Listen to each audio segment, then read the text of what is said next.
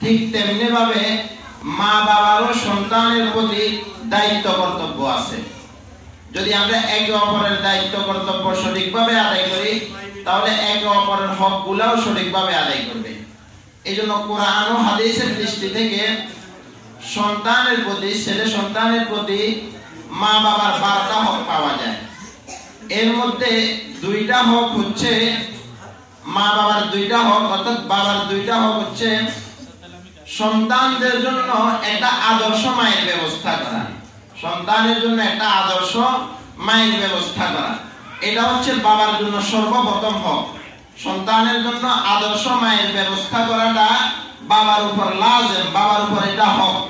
যদি আদর্শ মায়ের ব্যবস্থা না করে তাহলে আমি আমার সন্তানের উপর খেয়ানত করলাম, আমি আমার সন্তানের যে দায়িত্ব এই দায়িত্বটা সঠিকভাবে আদায় করি নাই। এই জন্য আমরা যারা অভিভাবক আছি, আমরা যারা নতুন প্রজন্ম আছি, আমরা এই বিষয় খুব খেয়াল রাখতে হবে যে আমরা যাকে বিবাহ করব বা যাকে আমাদের ঘরে নিয়ে আসব তিনি যেন একটা ধার্মিক হন। আল্লাহ রাসূল বলেও দিয়েছেন কেমন মহিলা বিবাহ করতে হবে।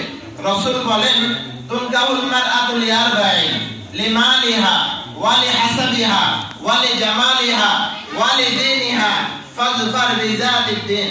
রাসূল 7টা কথা বলেছেন। 1 নম্বর লিমালিহা, মেয়ের মাল দেখো। 2 নম্বর ওয়ালি জামালিহা, মেয়ের সৌন্দর্য দেখো। 3 নম্বর ওয়ালি হাসাবিহা, মেয়ের বংশমর্যাদা দেখো। এই তিনটা যদিও না থাকে, ওয়ালি দীনিহা, মেয়ের কাছে যদি দিনদারিয়ত থাকে, ফাযফার বিযাতিদ দ্বীন, আমার রাসূল বলে তোমরা এই দিনদারিয়তকে প্রাধান্য দাও। এই জন্য আমরা যারা অভিভাবক আছি, আমাদের নতুন প্রজন্ম যারা আছে, আমরা এই বিষয় খুব খেয়াল এবং সতর্ক থাকব। যদি আমরা আমাদের সন্তানদের জন্য আদর্শ মায়ের ব্যবস্থা করতে পারি তাহলে আমাদের বংশ থেকে যারা আসবে তারাও আদর্শ সন্তান আসবে। তাহলে তারা যদি আদর্শ সন্তান আসে, তাদের হক যদি আমি আদায় করি তাহলে আমার বার্ধক্যকালে, আমার বৃদ্ধকালে আমার সন্তানও আমার হক অবশ্যই আদায় করবেন ইনশাআল্লাহ। এই জন্য আজকের অভিভাবক সমাবেশ এটা।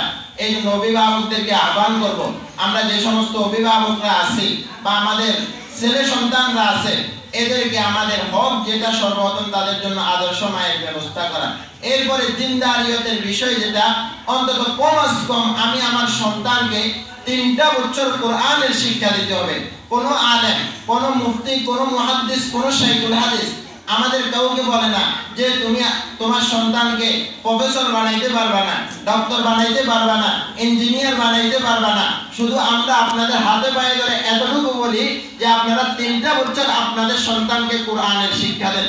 যদি কোরআনের শিক্ষা প্রাথমিকভাবে আমার সন্তানের সিনার মধ্যে ঢুকে, কোরআনের ইলম যদি আমার সন্তানের বুকের মধ্যে থাকে, ওই সন্তান ডক্টর হতে পারে, ইঞ্জিনিয়ার হতে পারে, অনেক কিছু হতে পারে, কিন্তু ওই সন্তান কোনোদিন আল্লাহর ফজল করমে আমার কোরআনের বিরুদ্ধে কথা বলবে না, আমার হাদিসের বিরুদ্ধে কথা বলবে না, আমার রাসূলের বিরুদ্ধে কথা বলবে না, উলামায়ে কেরামের বিরুদ্ধে কথা বলবে না।